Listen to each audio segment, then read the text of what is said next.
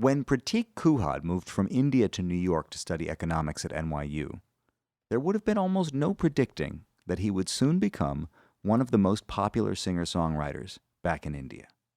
Welcome to The Third Story. I'm Leo Sidran. It's an old story. Sometimes we have to leave home to find ourselves.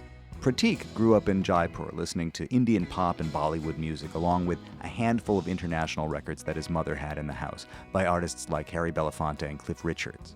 But it was his experience in America listening to singer-songwriters, Americana, and new folk artists like Elliott Smith, Foxes and Laura Marling that ended up influencing his style. Today, Kuhad performs for tens of thousands in India, and his songs have tens of millions of streams, making him one of the most streamed domestic artists in India. His song Cold Mess was featured on an episode of Ted Lasso, and it was also included on Barack Obama's Favorite Music of 2019 list, alongside Lizzo, Lil Nas X, and Bruce Springsteen, among others. I wish I could leave you, my love, but my heart is a mess. My days, they begin with your name, and nights end with your breath. I wish I could leave you, my love, but my heart is a mess. My days, they begin with your name, and nights end with your breath. With your breath. Kuhad's intimate, heart-on-your-sleeve lyricism in both English and in Hindi have come to define his style. He's a specialist in earnest, direct, and sweet love songs. For example, he released a new single earlier this summer called Hopelessly in Love, which was part of a deluxe version of his 2022 album, The Way That Lovers Do. Yeah, nothing felt safer. So silently we fall. I wrote it on paper. 'Cause it's all I've really got.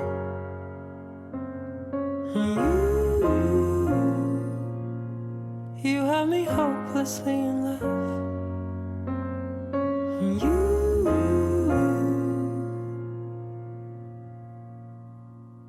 You have me hopelessly in love. And though he may be India's most popular singer-songwriter, that's according to GQ magazine, he's been spending more and more time in New York, where, like so many international celebrities before him, he's able to hide in plain sight. He took the subway out to Brooklyn earlier this summer to talk with me about his journey from economics grad student to superstar songwriter, the differences between writing in English and Hindi, the universality of romance music, and how no one was more surprised by his success than him. Visit third-story.com to see the full archive, hundreds of conversations with artists and creators, including other singer-songwriters like Ron Sexsmith, Martin Sexton, Jesse Harris, Jorge Drexler, Peter Himmelman, Theo Katzman, Imogen Heap, Boz Scaggs, Jonathan Brooke, Duncan Sheik, and many, many more. Then it's patreon.com/thirdstorypodcast to help us clean up this cold mess over here. And finally, The Third Story is made in partnership with WBGO Studios. Visit wbgo.org/studios to find out more about all their award-winning content. Leave a review or a nice rating on your favorite podcast app, and hit that follow button so you never miss an episode. Here's me and Prateek Kuhad talking it down earlier this summer. Prateek Kuhad? Yeah. How would you say it in Hindi? I would say, in I guess it's like a little bit of like an accent difference. Yeah. That's about it, but you're pretty close. It's just Prateek Kuhad. Kuhad. When you came to New York originally to go to college, did you find yourself having to explain your name to people? Oh yeah, I still find myself explaining my name. I have to admit, I recently became aware of your music. And when I learned about you, it was one of those light bulbs that goes off as a reminder to us who try to stay informed about music that it's quite possible that there are artists all over the world who are extremely popular, who are making music that would easily connect here, and who we might not have heard of. And I think that you're positioned right now in a moment in your career potentially to be one of the first Indian artists to cross over in the United States. Yeah, maybe. I guess from the beginning, that's kind of one of the things that I did hope for. For one, like you said, like nobody's ever done it before. But then even in general, the kind of music I make, it always felt like the audience within India was limited. Although even that is a perspective that kind of changed, because when I started doing it, there was a certain kind of music that was really popular in India. And now with just like the newer generation of people, that definition of what is popular has really expanded and grown a lot. So over the last few years, like, I mean, I got really popular in India as well. And now it's just about like, I guess just fundamentally, I wanna just reach as many people in as many parts of the world as possible, you know? Even if the music that you're making is a sort of minority style of music. I mean, we're hearing that India is the most populous country in the world right now. So even if you're making pop music for a smaller portion of the country, you still have a massive market. It gets really complicated when you start thinking about it in this way in terms of numbers and stuff like that and markets. But I think a good song really just cuts through like everything. Yeah. You know? So that's what just I keep trying to do, like make a really, really good song that just cuts through all of this noise, you know? Yes. Whether it's where you're from or language or genres and vibe. And you'll see this, like, even if you just look at songs across history, like every now and then when there's an outlier in terms of what is the current trend versus what gets popular, or what like a song that does really, really well could be like completely new, you know? Well, that's what they say, right? Like a hit doesn't sound like what's popular right now. It sounds like what's about to become popular or what will be popular in the future. But, you know, I feel like we as humans try to find patterns and find meaning to things and end up complicating it a little bit. And I do it myself sometimes, you know. But I think you feel it when you hear it, when there's a really, really good song. And that's something that'll kind of hit just humanity at some level. And that's what ends up, you know, in a place where everybody, or like a large portion of the people like it. Okay, so let's talk about the role of really good songs in your life then. You grew up in Jaipur, is that where you grew up? Yeah. No internet in your house? Till a certain point, yeah. What was the music? What was the culture? What was life like in your house?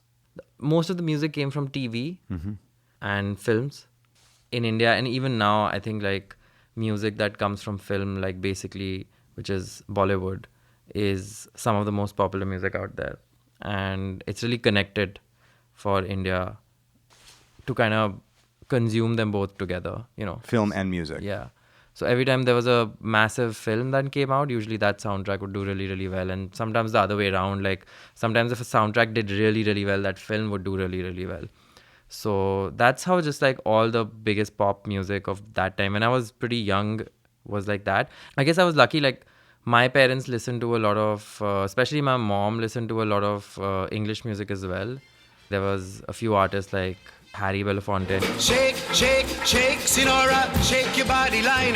Shake, shake, shake, Sinora, shake it all the time. Work, work, work, Sinora, work your body line. Work, work, work, Sinora, work it all the time. And Cliff Richards. She's just a devil woman with evil on her mind. Beware the devil woman, she's gonna get you. She's just a devil woman with evil on her mind. Beware the devil woman, she's gonna get you from behind.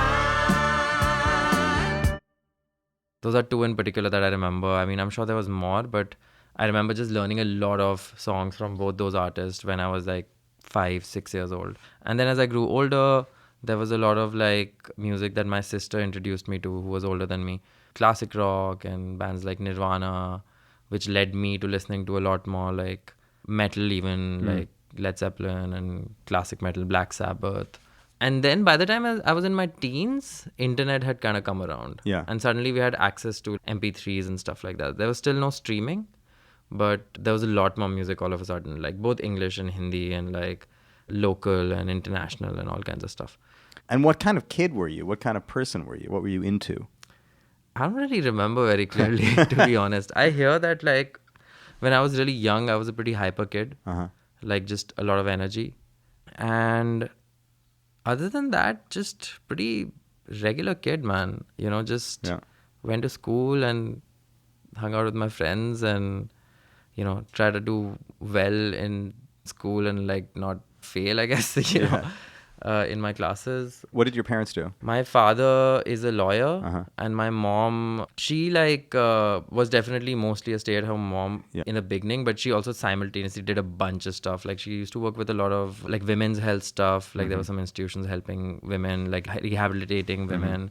She had a school. She started a school for underprivileged kids, and she had an art gallery. So she was just doing a lot of like these things on the side throughout. She still does. It sounds like, in a way, actually watching her do what she did was a first model of somebody who could sort of choose to do something and devote themselves to it. Yeah, actually both my parents, because even my father, although he's a lawyer, and in India is pretty traditionalist. Yes. Now it's changed a lot, but especially like my parents' generation, it was like you kind of did what your parents did and married who your parents asked you to. Yes. And these are both things that neither of my parents did actually, because they kind of like both met in college and decided to get married. It was not an arranged marriage, which is uncommon at that time. And my father also comes from a business family, so everybody kind of expected him to do that.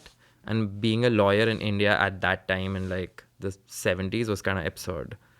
So he also just kind of rebelled a little bit and did it. So it's just, I don't know, I guess both my parents also just always, me and I have two elder sisters, we were always just like given this, the freedom to do whatever we really wanted to do, honestly, with our lives.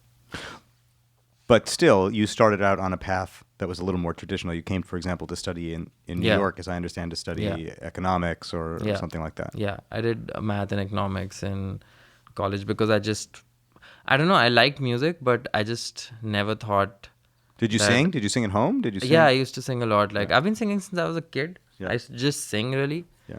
Like when I was 5 and 6, I remembered so many Harry Belafonte songs and Cliff Richard songs and other like random like Christmas carols and stuff like that by heart. When I started playing the guitar, which was quite a bit later, when I was 16, is when I started to really, write songs.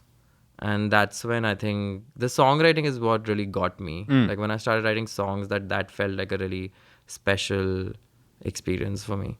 And I wanted to do more of it.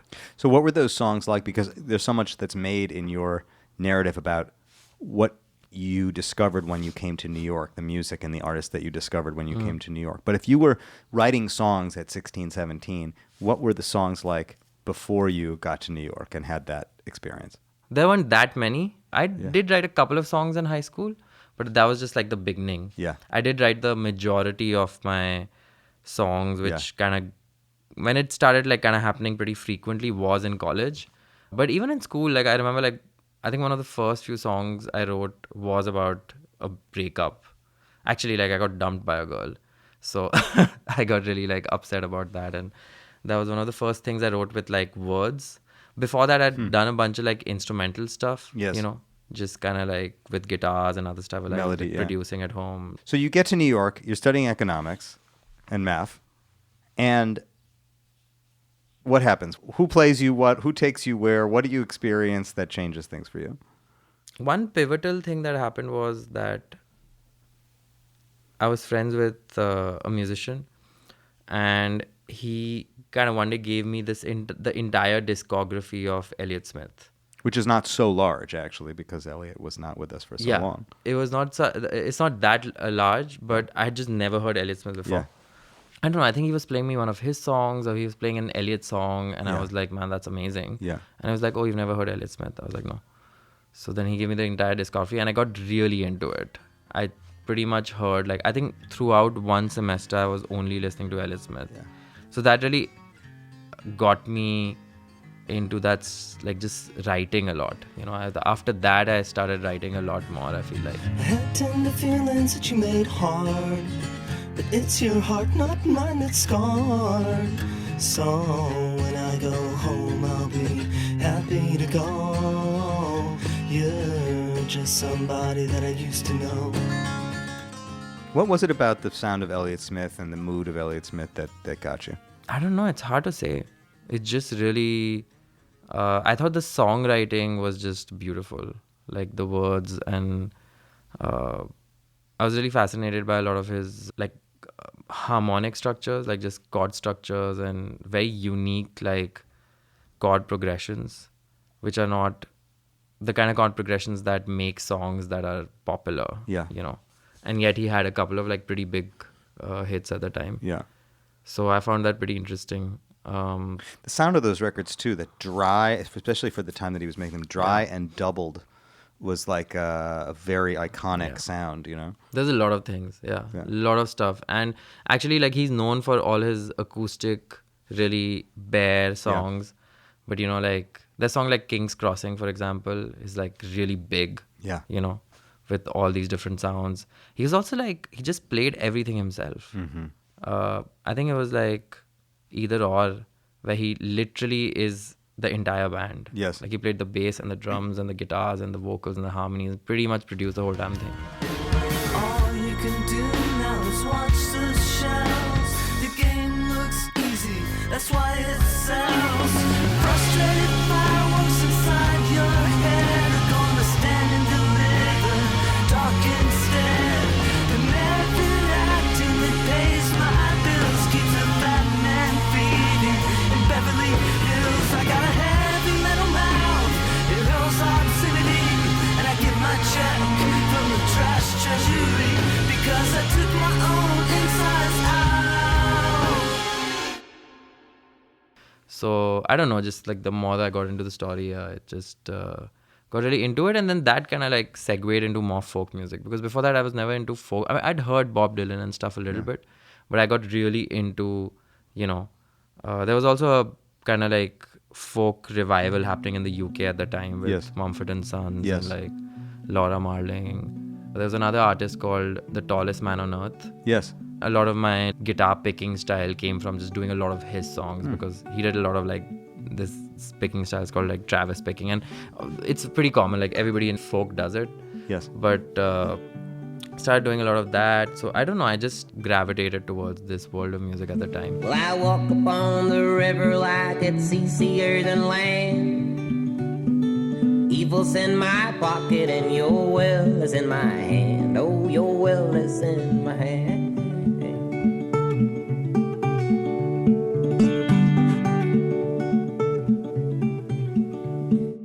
So you're in New York, you sort of have this, I don't know, this explosion of inspiration that opens because of Elliott Smith. You're discovering folk music and new folk from England. And then did you start playing gigs in New York? Were you going to open mics? I never went to an open mic. Yeah. I was too scared, honestly, to go to an open mic. But I started to play shows, Where were you playing? Really small venues, like like Village Underground. Like I think like LPR has like this tiny room at the basement where like nobody goes there actually. And this is like 2010-ish? 10, 11, yeah. 10, 11, 12. Rockwood? Yeah, but I actually played Rockwood much later. Yeah. Not during my college years. You know, there are two references that I don't hear you say, but that I hear in the music. I mean, there are a lot, but one is Paul McCartney. I wonder if the Beatles are just so ubiquitous, they're just so in the air for us that we pick it up even without intentionally picking it up. Because there's something about, especially in his higher range, I mean, you use your higher range in your voice a lot, and there's a sort of a sweetness that reminds me of Paul McCartney sometimes. How we spend our days casting love aside, losing sight of life day by day. Yeah, a lot of people have told me the Beatles, actually.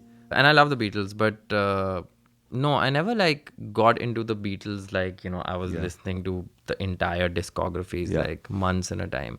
But I think you're right. I think it's just with the Beatles, they're just so, just probably the most influential band ever, right? Yes. And it's just everywhere. Yeah. I think water. bet everybody is kind of like influenced by Beatles in some way or the other. And then the other, there were a few, but like the one thing that I thought about was Ben Gibbard. Love of mine, someday you will die. but I'll be close behind.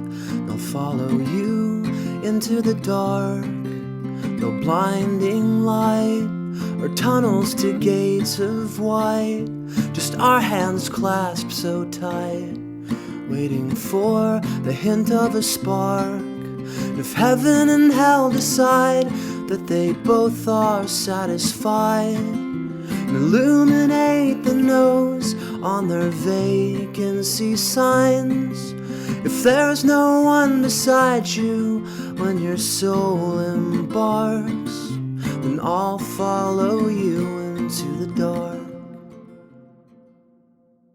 There's something about that, and then some sort of Scandinavian writers also, like Teitur. Oh, I've been haunted by this old ghost before. I want to hear your voice, you know it's been so long. Well, I could dance and wave you balance on the shore. Oh, it would feel so good to see your face again. You sort of belong to a global community of people that sing with this sweet, earnest male folk delivery. You know, I've never heard it, I don't think. Not that I'm that familiar with Indian pop music, but I don't associate it with any, you know, contemporary Indian artists. There's very few songwriters in India that write in English. Yeah. That are like, at least that are popular. Yeah. There's almost like, there's very, very few. Yeah. Weirdly, English music is really popular in India. Like, And if you have a look relationship with England, a deep relationship that's Yeah. colonial in root. But yeah, because of the, because of the colonization, like, you know, English was just a mandatory language for everybody to learn. And then it just kind of stayed like that. Yeah. So I went to a school that was, the instruction was in English. Really? And you had to actually like speak in English. In school? In school, yeah. And do all you take tests in English? Everything in English. I mean, there was Hindi as a subject also. So obviously in that you were not. But when it came to everything else, like economics or math or like sciences and stuff, everything had to be written in English. Everything had to be like done in English. So if you went to a school which, you know, had like the instruction in English, which is fairly common in India, in certain parts especially, then you know the language pretty well. So is it more unusual to write in English? I mean, you say that there are very few songwriters who are writing in English, but if so much education is happening in English, why is the songwriting happening in Hindi and all the other languages? Yeah, I mean, this is a complicated question to answer, but even though the instruction is in English, it's more for like a certain urban section of the society that's educated. And education now is growing over the past 10-15 years. But for the longest time, education was not, you know, very prevalent across India. If you were educated, then yes, you will definitely know English actually. But if you're not, which was still the majority of the country, you know, then your English is not very strong. And also, like, even though we did speak English in school, everywhere else we were still, you know, speaking in whatever region of the country we came from, you know, and which is also a bunch of different languages. Regionally, you could be speaking Hindi or Tamil or... What were you speaking? I was speaking Hindi because I was from the north. And I always got the sense also that English exists always in conversation with another language. Like, English gets peppered into Hindi and peppered into Tamil and peppered into the sort of the slang and the argot that people are using. They're slipping in and out of English. Yeah. So it would almost make sense to write bilingual songs in that case. Yeah, and that happens sometimes. But it's a good question, and I don't really know the answer myself, to be honest, because even though there's a lot of English out there, at some level, I think culturally, like, you know, it still doesn't hit as hard sometimes, to the masses at least. Like, an English song does not translate. And we're still like, majority of the stuff, I mean, there's also so much stuff in regional languages. Yes. That's the overwhelming majority of stuff that you listen to and watch. Like, the biggest films are like the film industry is completely in either Hindi, which is like the north, or, you know, in Tamil or Telugu, which depends on like which South Indian language you're coming from. Sorry. Yeah, sorry. This is, I feel like this is like a question for a political scientist, but like So many of the questions that I was starting to think about before you came are sort of sociological and political yeah. in nature. And I think it's because you sort of put yourself in the position to receive these questions as one of the few representatives, Yeah. a singer-songwriter tradition in English coming out of India. You're well within your right to say, hey, man, I'm just trying to write a good song. And no. I mean, I love getting nerdy, to be honest. So I don't mind. But I mean, it's a question which I've been asking around people around me in the music industry in India, myself as well. And I don't have an answer to, like, if you look at streaming numbers, for example, like there's a lot of artists from outside of India who, write English songs. Like Ed Sheeran's really popular in India. Like Taylor Swift's really popular. Artists like Ed Sheeran's, like, one of their biggest markets actually streaming wise is India. Just because India has such a massive population. Yes. And a lot of people just listen to pop songs from all over the world. So any pop song that, or like hip hop and stuff that like makes it really big here, ends up like being popular in India as well, especially in like clubs and like, in the cities especially, and a certain section of like Indian society. But yet there's nobody from within India who writes in English. Right. That has ever had like a song that's been mass. Like I think like I had like Cold Mess, which became really, really popular. Yes. But even that never hit absolute mass for that matter. Well, I was going to ask you that. So your streaming numbers are pretty astounding. You look at some of the songs, 67 million, I think, is on Spotify is your biggest hit. Obviously, it's not a billion. You look at some Taylor Swift or Billie Eilish, and it's like a billion. It'll drive you crazy if you start to play that game. But 67 million, we're talking about some serious numbers here. Are you famous? In India? Yeah. Yeah. I mean, can you walk down the street?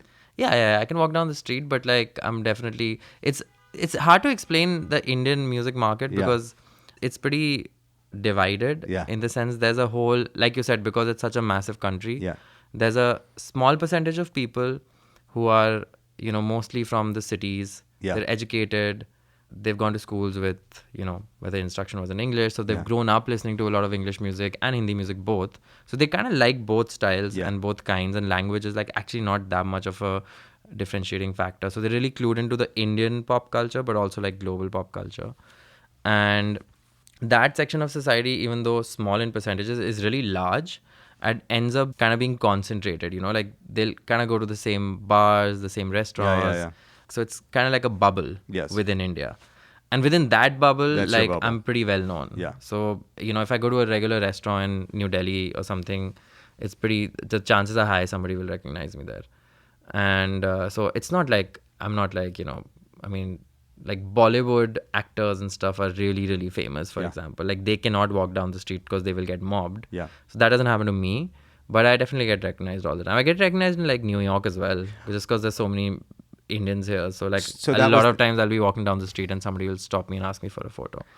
Is there something, do you think, that is uniquely Indian about your approach? One thing that I see is that you are really a romantic. Love is a very international and universal subject matter, but you certainly have cornered the market on love songs. Would you break away if I tied my heartstrings to you, baby? And every day I wanna see your perfect body right beside me, baby.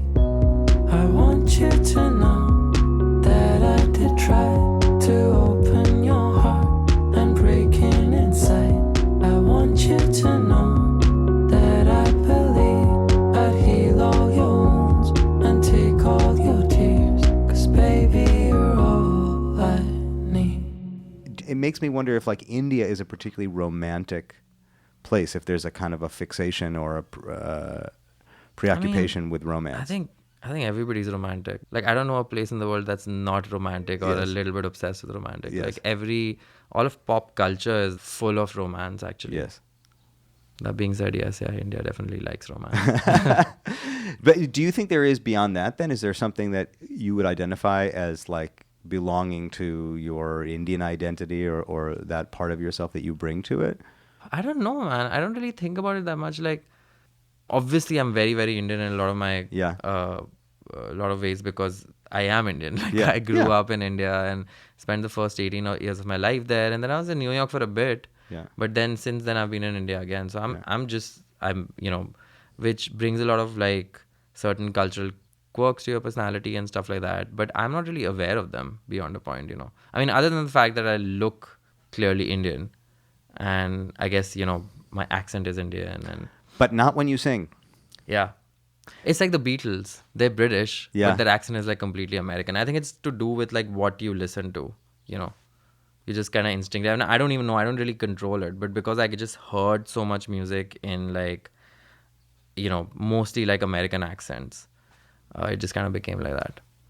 It's such an odd phenomenon that, you know, you were educated in English, but this is the accent that you were educated in. But when you sing, Yeah. it's like you sing in the accent that you were musically educated in.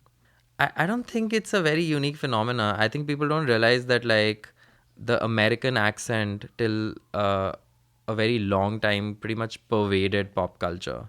Yeah. Like all the bands coming from like UK, like I just gave you the example of Yeah, like yeah. the biggest band ever, Beatles. They're Yeah. from like the UK. Yeah. And they don't sing in a British accent. Yeah. Why is that happening? Because they were trying to sound like black blues musicians originally. I mean, that's what they were influenced by. And then now you see a lot of British musicians like Ed Sheeran, and Yeah. they actually still have a British accent. Yeah. Like now it's changing. For the longest time, I feel like it's just instinctively you listen to the, like how you become a musician is by learning songs, right? And then whatever accent that is, your mind just kind of automatically, Yeah. you know, learns that. Yes. So I don't know. I think it's just like, that's why it happened to me. It's a little abstract, but it's like the accent that you sing in is the one that you learn, you know, when you're learning songs, you learn the accent of the songs that you're singing. And music itself is a kind of accent. We call it style or whatever, but ultimately they're kind of accents. Like the Elliott Smith accent is sort of something that you Yeah, picked up. it's subtle, but yeah. When you write in Hindi, is the experience of writing songs different? Are you able to express different ideas? I don't think so. I think it's pretty similar. Yeah. And I think this again goes back to just growing up, you know, at least with me. Yeah. I can't speak for like everybody else, but I just consumed a lot of stuff in both English and Hindi, whether it was like film or music, and even conversation on a day-to-day basis was a bit of both. You know, at school we were speaking a lot of English, but also like that was during classes. Yes. When we were hanging out with friends, it would be a lot of Hindi. At home, it was again mixed, you know, sometimes it'd be in English. So I think even when I'm thinking, it's kind of both languages, depending on, Yeah. you know, sometimes I'm thinking in English, sometimes I'm thinking in Hindi. Is one more musical? No, really, it's pretty similar. Like, and I never really think about this stuff too much, you know. So it's just kind of there. Like both languages are just been pretty equally there in my vocabulary growing up. Even when I write, it's kind of like that. I guess like musically, it's weird. Somebody pointed this out to me. I was working with a producer a couple of days back, and we were just talking about how melodies can be kind of different in Indian music versus like, you know, a lot of different places. And he was saying how like he listened to my Hindi music and there's a certain melodic flow which feels like it's a Hindi song, and he never found that in my English music. And maybe that's just something I'm doing instinctively, but I don't really realize it. कितने वादे कितनी बातें बाकी हैं, कितने दिन कितनी रातें बाकी हैं, इन परछाइयों से बदल भी जाऊं तो मैं बेफिक्र हूँ, मदहोश हो भी जाऊं तो तुम जब पास आती हो पलकों से मुस्कुराती हो, हवाएं भी गुनगुनाती हैं, तुम जब पास आती हो. But this is why I say music has an accent also, just like singing does. I mean, that's kind of what he's saying. It's like, oh, the Maybe. music Yeah, sort of yeah. has its own accent. Yeah. So when you went back to India after college, that's when you really started to become an artist. What did you do? I just made a record. Did you just get did you it have going. musician friends? Did you hire a producer? I produced it myself. Yeah. I didn't have any musician friends, Yeah. but I had one manager who was working with me at the time.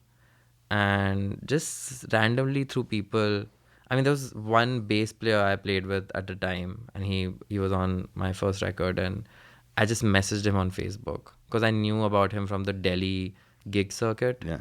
And he was like the only guy who played the double bass. Mm-hmm. And I kind of wanted the double bass. So I just texted him on Facebook and he was like, yeah, sure. So that's kind of how I found people. And then he introduced me actually to a drummer he used to work with, Nikhil Vasudevan, who I actually still work with today.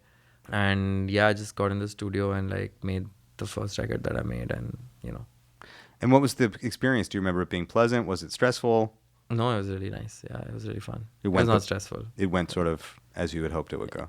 Yeah, I mean, there was a lot of anxiety around like what will happen later.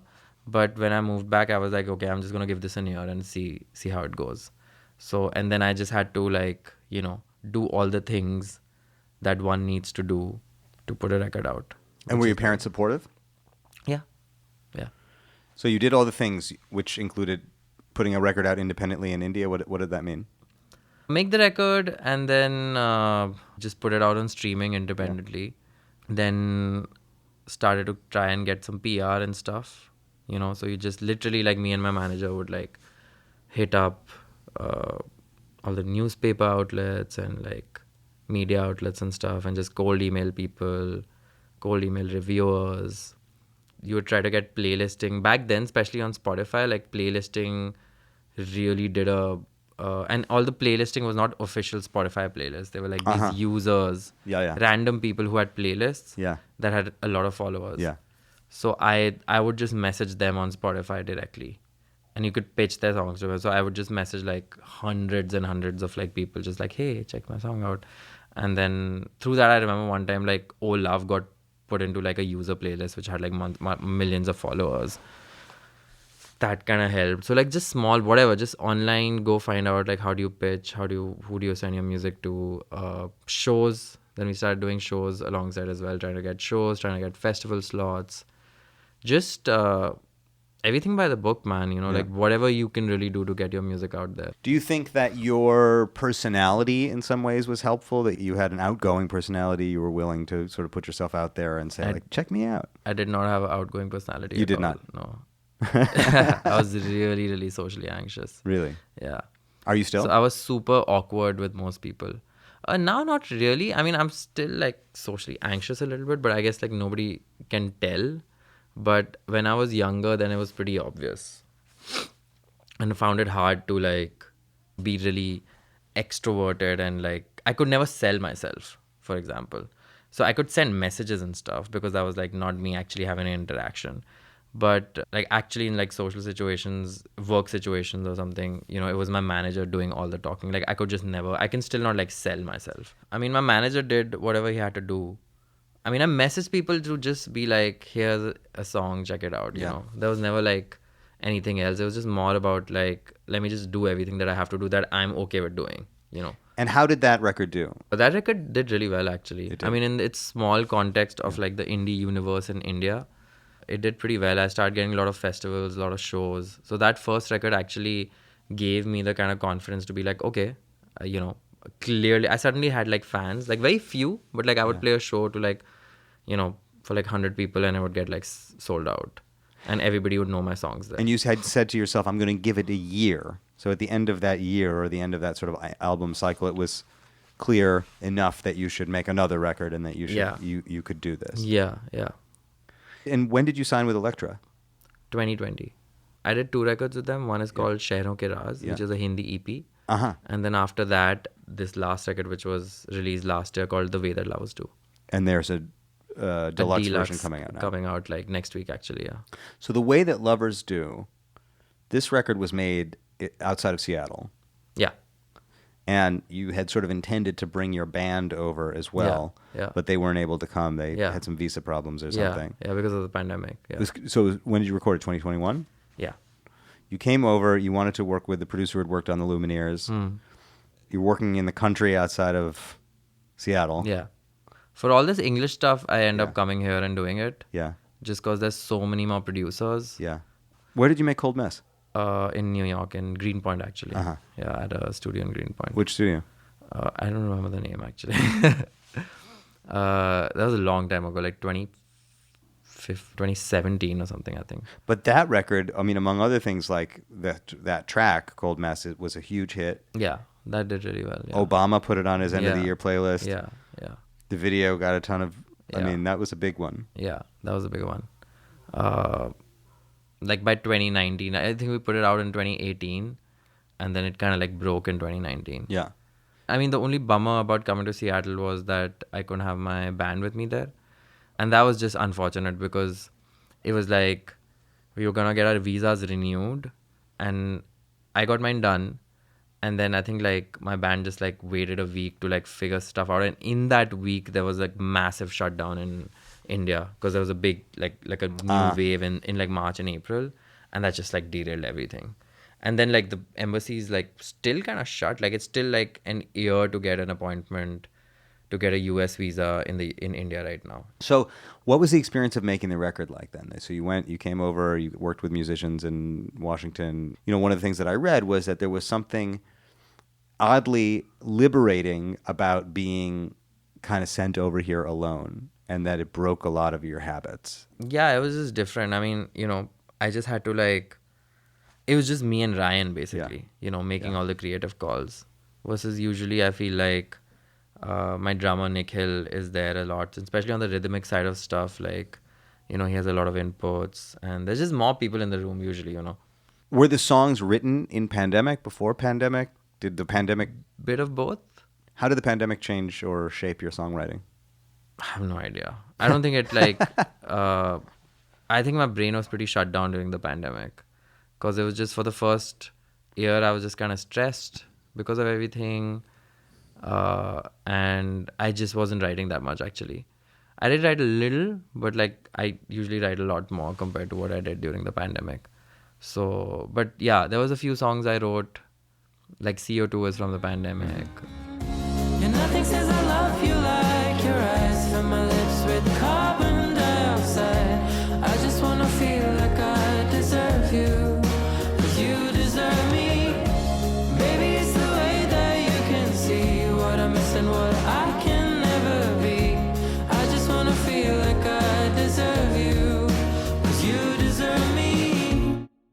And how is your writing changing now, or what do you feel any kind of before and after with it, or it's just kind of a continuation? I don't know. I don't know. Yeah. I mean, I get this asked a lot, like, is my writing changing? Like, Yeah. I don't know. Yeah. Honestly. It sounds like you, on a certain level, don't know and don't need to or want to know answers to these questions. You I just would wanna love do to it. know. I really want to know the Yeah. answers, but I just cannot find them. Yeah. The bilingual question, the accent question, the I don't know. cultural identity I don't know questions. even like the songwriting stuff. I don't know. Like because I get asked this a lot. Like, is it changing? And I honestly don't know. It's really hard to say. I mean, in some sense, it's not. But then if I look at my older songs and now, like, then it does feel like it has changed as well. I guess, you know. Do you feel like you know if something is good when you write it, or that you think it's good when you write it? Sometimes, yeah. I mean, I can know that it's good, but again, good is so subjective. But good And to you, I mean. good to me, yeah. Yeah, there's definitely stuff that I write which I fucking love. Yeah. But that's not necessarily the stuff that, you know, everybody around me likes. Yeah. Like, my opinions around me will always be completely, like, you know, not correlated to what I think of a song. Do you listen to them? Do you let them in? Outside But yeah, opinions? I mean, I have to, in the sense, like, I can't help it. Because especially if I put out a song, then you know. But even if I don't put out a song, it's like, you know, I do share my music with, you know, my friends and my family. Because a lot of time people are just asking, oh, what are you working on? So I'll play some stuff. And then it's always like really mixed up. Like, you know, sometimes I'll play a song that I don't think much of. And I'll get like crazy reactions. Like, oh my God, that's amazing. Yeah. And other times I play something like, oh, this is like my new favorite song. And they'll just be like, oh, like... The song that you put out during the pandemic with the video with everybody responding to a series of questions that you Yeah, ask them. yeah. It's in Hindi, the song, Yeah, so I don't yeah. know what the lyrics are. I can Yeah. only sort of intuit Yeah. what the lyrics are. Yeah. But the prompts in the video are in English. Think back on your first Yeah, kiss, your first yeah, breakup, your yeah, first this, your yeah. first that. That song is maybe has the biggest numbers of any of your songs. Yeah, that's numbers wise definitely my biggest song. Yeah. And it's in Hindi. Is that a song that you had a strong feeling about before you put it out? I feel like I always really liked that song. Yeah. It's called Kasoor. So when I wrote it, I always really liked it. But that's one of the songs that in my immediate circle, no reactions. Not my manager, not my friends, not my family, anybody. People liked the song, but nobody ever said that like, oh my God, this is like gonna do really well. Or like, this is really great. हाँ मैं गुमसुम हूँ इन राहों की तरह तेरे ख्वाबों में तेरी ख्वाहिशों में छुपा ना जाने क्यों है रोज़ का सिलसिला तू रूह की है दास्तां. And what do the lyrics say, more or less? It's a love song. It's Yeah. a straight up love song. I mean, the chorus line is like, "Kya kasoor hai mera," which means, "What is my fault?" And the chorus starts with saying, "Tere zulfon ki ye nami aur tere aankhon ka ye nasha," which means it's kind of like romantic things about the person you're in love with, like descriptive, romantic, physical things like. Aankhon ka nasha means like the intoxication or the fact that I get intoxicated by your eyes. Yes. How is it my fault? Yes. Like it's kind of like saying that like I'm so deeply in love with you, I can't help it. Yeah. It's like how is it my fault is kind of like saying I can't help it. But in Hindi again, it makes a lot more sense when you say kya kasoor hai mera. It like actually brings out the meaning that like I can't help falling in love with you basically. If I had to really translate it. So this was a song that you liked, but you didn't get any feedback around you saying like, this is a hit. Yeah, nobody ever was like, and not even at shows. Like we played it at shows a bunch of times. And I remember actually the first time I played it, like I was hoping, like I was excited about the song. The very first time I played, I can't remember where. And I was just like, there's just no reaction from the audience at all. Absolutely. And we played like a biggish show. Like I think I remember like in the audience, I'm visually thinking about it like, 500,000 people. And 500,000 people. no, like around 500 to 1,000. I see. Yeah, not 500,000 people. Yeah. So kind of a medium big show. Yeah, medium big. For me at the time, which was like back in like, this is like before even Cold Mess came out. And there were other songs that were popular that I played that people were like really reacting to. And I had fans and like I played Kasoor and like nobody. I didn't feel any energy from the crowd. And I don't know. It just... But when the video came out, that's when it connected? It started connecting weirdly. Like I did this one live performance, like an interview with Red Bull or something, or like Vice, I think, in Mumbai. And I played that song acoustically, this song Kasoor. And then somebody like kind of ripped that version off and put the audio on YouTube. And then that version kind of became a little popular. Like within my fan base, a lot of people started asking for Kasoor. It wasn't like crazy or anything. It's not like it went viral, but like there was definitely interest. And then when I finally put it out, like actually people at first were really disappointed because I feel like everybody was expecting the acoustic version. And I did this whole full band version. So the first post I put up in the morning saying that Kasoor is out on streaming, there's so many comments just being like, oh man, what have you done? Like, this is not the acoustic version. I don't like the claps. We don't like the drums. Like, a lot of people were really disappointed. And then by the evening, the video dropped and the video just immediately went viral. Yeah. The video is very emotional. I mean, and the response of all the people to, it's very effective the way it's done. Yeah. It's interesting that you got that response about acoustic, particularly because on this new deluxe version of your record, you are adding acoustic arrangements of some of the songs on the record. And I've seen a lot of video of you alone with the guitar, and it's very powerful, you alone with the guitar. Yeah. You make records that are beautifully produced, but there is something quite direct about your voice and the guitar and the way you play guitar and the simplicity of the songs that I think does just reach straight into the center of people's responses. Yeah, it's, it's another mystery. Like, I don't really know because, again, a lot of my most popular songs are actually very produced, like Kasoor and Cold Mess and Yeah. Tum Jab Paas. On this record, CO2 is doing really well. And at the same time, like, my shows in India do really, really well. I do really big productions in my shows, actually. There's a full band and stuff. There is definitely, like, it's kind of like the roots of my artistry because I start with writing everything on the guitar. Yes. So in a room, if you're just sitting and I play a song, it sounds really nice. I don't know. Even I feel more comfortable, actually, when I'm just playing without any, like, in-ears, just guitar and voice. Like, I feel like I can hear myself better, emote better.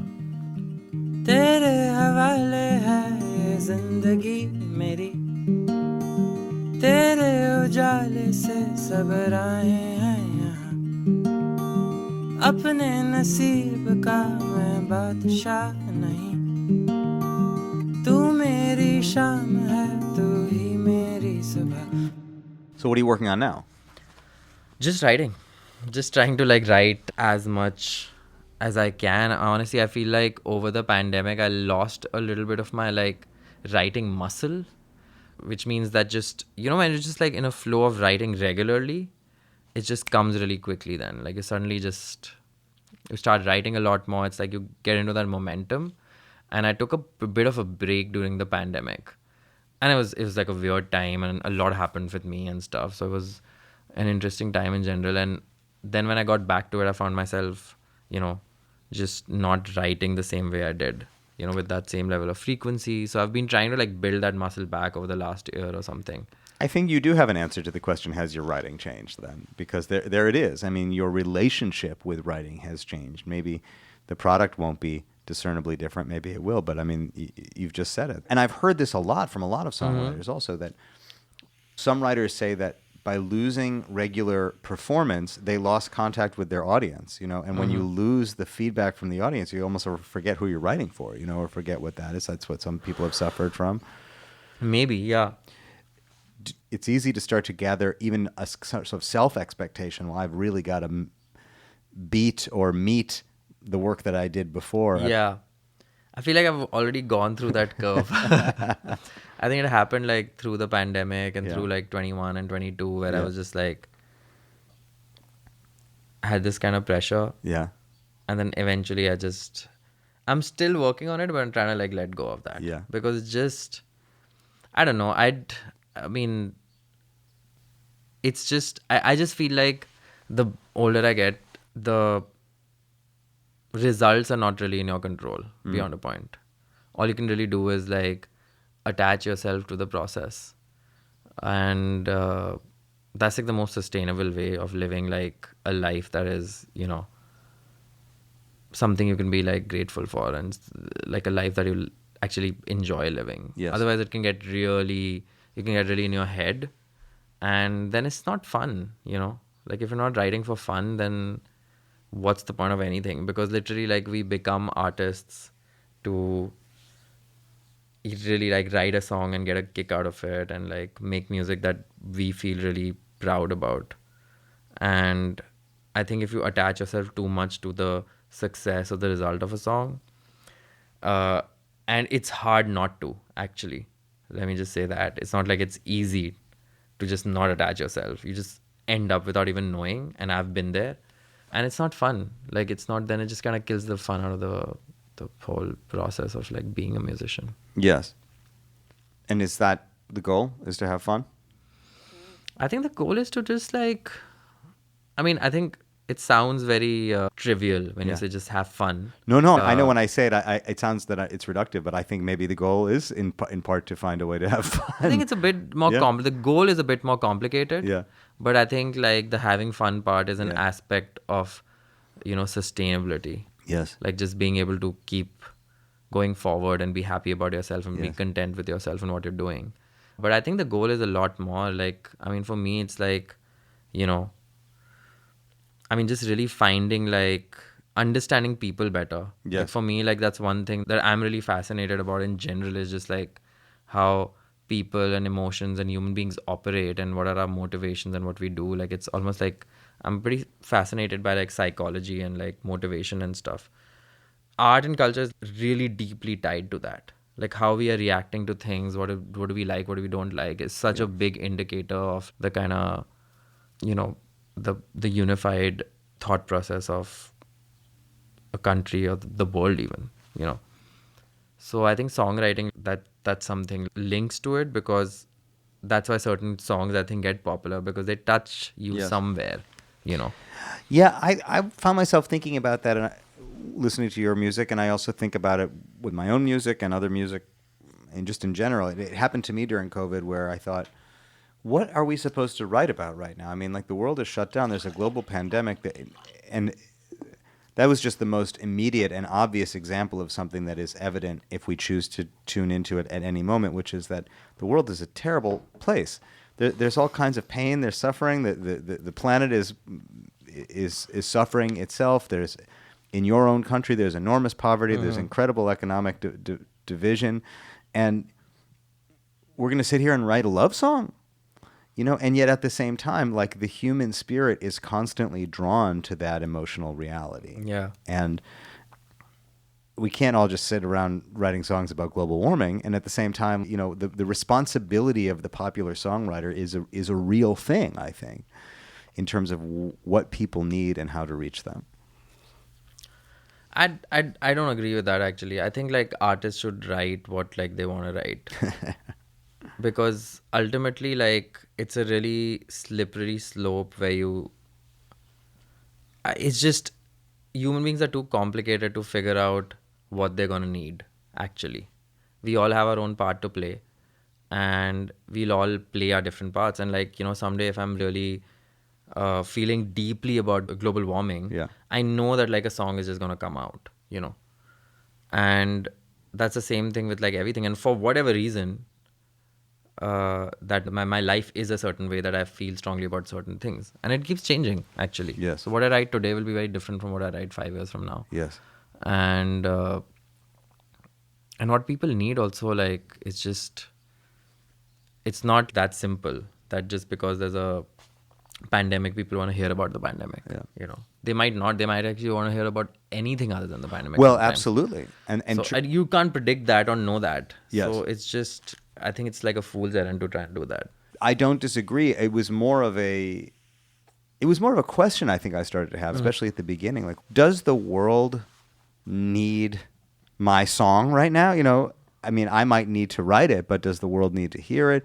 It just sort of, it amplified my question about the role of art, which leads us back to this question of, is the priority to have fun and enjoy yourself? And on some level, I think it is, or maybe it's just to be the authentic version of yourself, just to represent yourself truthfully. That's kind of what I mean by fun, I think. I think that's a better, I think you put it in a good way. Like, I think it's to like give yourself a little bit, you know.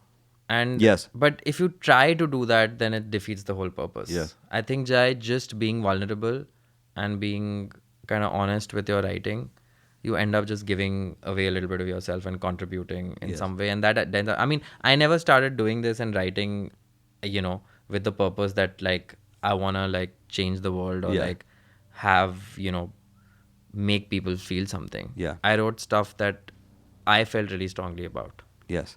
I think that's what is, in some ways, part of the complexity that artists face. I think very few artists start out by saying, I'm going to change people's lives. It's like you heard Elliott Smith, the next thing you know, you're writing songs, you move to India, you make a record because it's you have a kind of a need to do this. And when other people become affected by it, then you're entering into this kind of dialogue with the audience between your need to express and their need to receive, or their desire to receive. And that, I think, is when you really start to enter into a larger conversation with your audience. Yeah, it's complicated, man, because there's a lot of musicians who actually function like that, or at least say they function like that, you know, where they're like, they want to save the world. Not save the world, or like they're making music for like, you know, their audiences only and stuff. Yeah. And a lot of pop music is like that. It seems like it's really analytically like constructed to, you know, hit a certain nerve. Yeah. But I mean, it just goes back to that same thing that I was saying. I mean, at least for my own sanity is something my dad used to say, that like, you know, focus on the journey and not the destination. It's just, you have to kind of like be present on a day-to-day basis. And fundamentally, that's what it means to be writing for the sake of writing, you know, versus for any other purpose at all. Yes. And if you're writing for the sake of writing, then you don't really care what it's doing to the world or what it's not doing to the world. And I feel like when it comes to me and my responsibility as an artist, that goes to like my live shows and a lot of other stuff that I do, you know, of what I represent, like of what I'm saying out there in the public, how responsible I am as a person, how am I with my fans in public, how I feel like my live shows are a big way of kind of like, because I know like people love coming to that, you know. Yes. So when I'm on stage, like I am like my fans. Yeah. I want to make sure I give them the best show possible, because people have come out there and, you know, paid for tickets and hiked up to like a venue far away and gone through all this crowd. And I know it's really hard because I've been to concerts. Yes. And it's like, you know, I go to my concerts where it's my favorite artists playing, and sometimes it's really hard, you know. Sometimes it's easy because it's a small venue, but you go to like a big concert and like it's really tough, you know. Yes. It's a lot of time commitment and stuff, and then you want to have like a great time. So I feel like it's my responsibility to do that. So I try to come through on that as much as I can. But for me, like my writing, like that's my time, you know. And I feel like I want to keep it that way. Yes. Prateek, thank you for sharing some of your journey with me today. Yeah, and for for being sure. in the moment. It was really a pleasure to talk to you. Yeah, same here, man. Thanks for having me. There he was, my friends, Prateek Kuhad. What an incredible story. I'll be back in your headspace again for another deep dive before you know it. Until then, I'll talk to you soon. Can this be painless This has been a WBGO Studios production. and playless To learn more about WBGO Studios' award-winning podcasts, with all our special concerts, insaneness, sacred titans? live streams, and more, We fight it from inside. visit wbgo.org/studios. It was just a word, but we never let it hurt us. Trying to find a world where this love really deserves us.